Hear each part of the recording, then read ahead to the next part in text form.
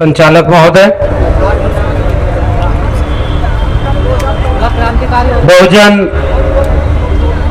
बहुसंख्यक समाज की वाजिब और समुचित हिस्सेदारी के लिए आयोजित न्याय अधिकार महाकुंभ में आए हुए आप सभी देश भर के सभी सम्मानित लोगों को मेरा क्रांतिकारी जय भीम, जय मंडल, जय संविधान है, इंकलाब जिंदाबाद है। नाम तो इसका रखा गया है महाकुंभ। पहली आपत्ति मैं इसी से दर्ज करूं। अब कुंभ शब्द देखिए कहां से आया है, और कुंभ का एक पौराणिक और ऐतिहासिक संदर्भ क्या है, आयोजक लोग गौर करेंगे। ये है ना वहां वाला शब्द जिधर से दिक्कत है, बुजुर्ग लोग भी बैठे हैं, आप लोग बताएं, है ना उधर का योगी वाला। अब उसके बाद आयोजकों ने क्या सोचकर इसको नाम रखा होगा, वो वाला तो नहीं रखा होगा। आयोजक तो वैचारिक लोग हैं, वी द पीपल, पैगाम और तमाम जो संगठन के लोग, मैं जानता हूं ये लोग बहुत मेहनत कर रहे हैं, बहुत संसाधन जुटा करके, लोगों को जुटा करके ये आयोजन जो करते हैं, ये बहुत बड़ी बात है। पिछले दिनों भी आयोजन किया था, फिर कर रहे हैं और लगातार करते जा रहे हैं।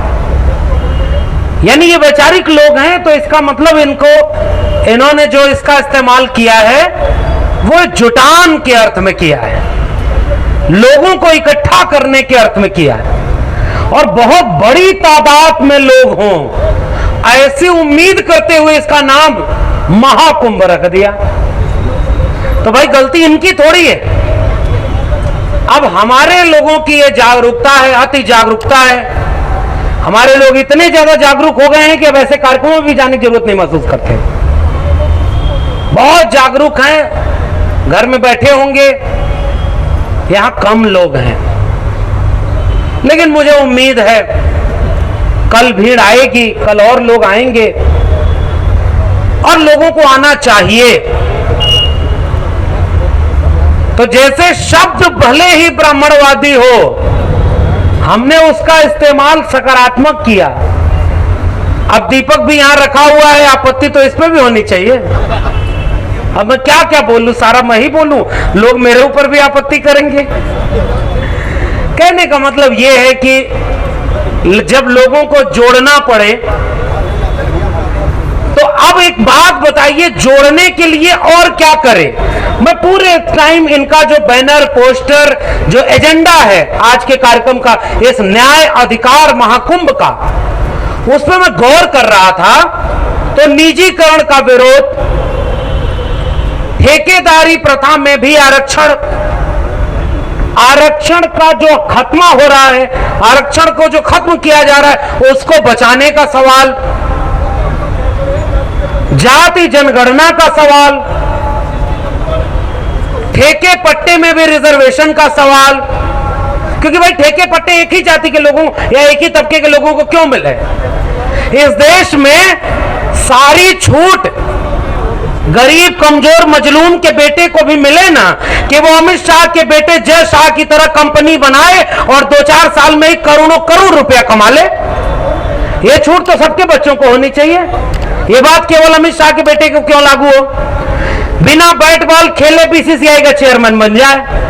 यहां तो आप सब कुछ खेलते रहिए, तब भी आपको 32 साल की उम्र में जाकर मौका मिलेगा क्रिकेट खेलने का, और लोग कहेंगे कि भाई अगर ये सवाल पूछ दो कि लोगों को 19-20 साल की उम्र में क्रिकेट खेलने का मौका मिल जाए, ये सुपरस्टार था, इसको मौका क्यों नहीं मिला, तो लोग कह रहे हैं कि जातिवादी लोग हैं। देखो जातिवादी सवाल कर रहे हैं, क्रिकेटर की जाति नहीं होती, तो बताओ जाति अगर इनकी नहीं है तो जातिगत भेदभाव इन्हीं लोगों के साथ क्यों हुआ।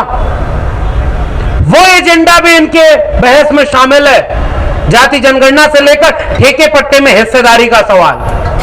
और एक दिलचस्प एजेंडा है पुरानी पेंशन बहाली का।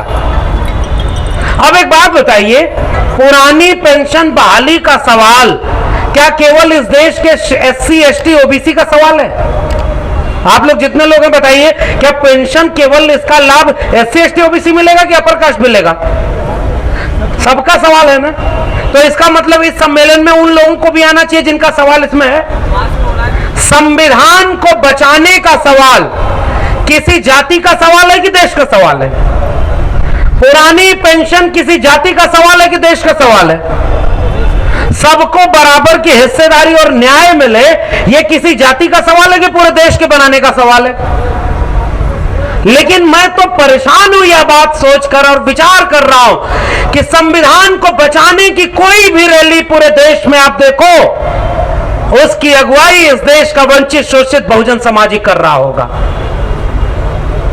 26 नवंबर को न मेरा बात मानना तो पढ़ लेना, खोज लेना।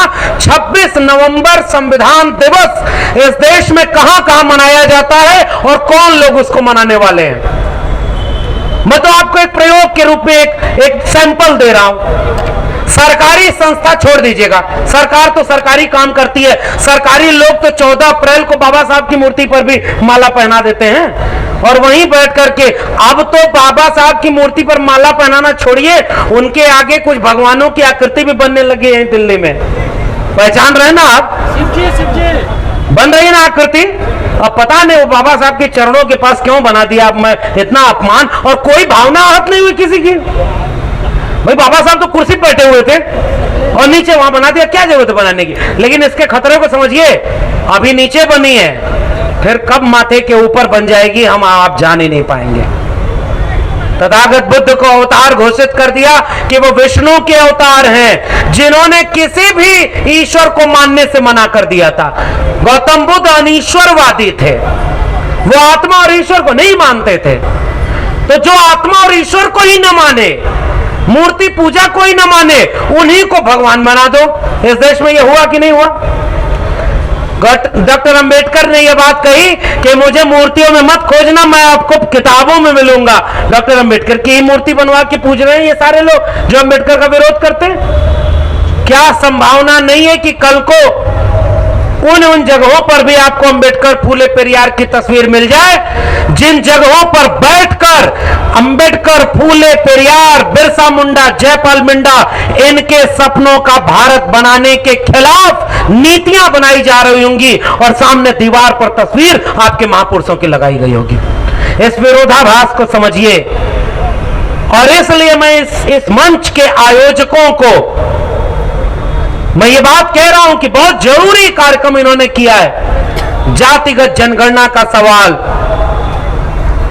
प्रमोशन में रिजर्वेशन का सवाल, ठेकेदारी में सबको हिस्सेदारी का सवाल, पुरानी पेंशन का सवाल, संविधान को बचाने का सवाल, ये इस भारत का सवाल है। और इसलिए ये सारे संगठन के लोग गांव-गांव इसको पहुंचाएं, क्योंकि ये असली भारत को बचाने का सवाल है। बाकी तो देश में लोग काम कर ही रहे हैं लोगों को लड़ाने और आपस में तोड़ने का। और अगर ये नहीं बचा पाए और इसको कैसे करेंगे, मुझे लगता है कि अब दिल्ली के सेमिनारों में वो ताकत अब नहीं बची है। हम सारे वो लोग जागरूक लोग हैं जो सब ये बात जानते हैं, वही इस पंडाल और इस मंच पर आए। मैं भी वही सारी बात बोल रहा हूं जो हर जगह बोल रहा हूं। यही सीमा आपकी भी है और मेरी भी है। और इसलिए मैं ये गुजारिश करके अपनी बात खत्म कर रहा हूं कि आओ इस मशाल को गांवों तक ले चले। आयोजकों का अभिवादन, हिम्मत की है इन्होंने। मैं इनकी हिम्मत को सलाम करते हुए ये चाहूंगा कि इस वैचारिक और आंदोलन की लड़ाई को भारत के गांव-गांव तक पहुंचाया जाए, ताकि आने वाले वक्त में हम उस भारत को बचा सकें जिसको बनाने के लिए हमारे पुरखों ने शहादत दी। सावित्रीबाई फूले, फातिमा शेख, उन्हें याद करते हुए आज के दिन, अपने पुरखों को याद करते हुए मैं अपनी बात खत्म करता हूं। बहुत बहुत शुक्रिया, धन्यवाद।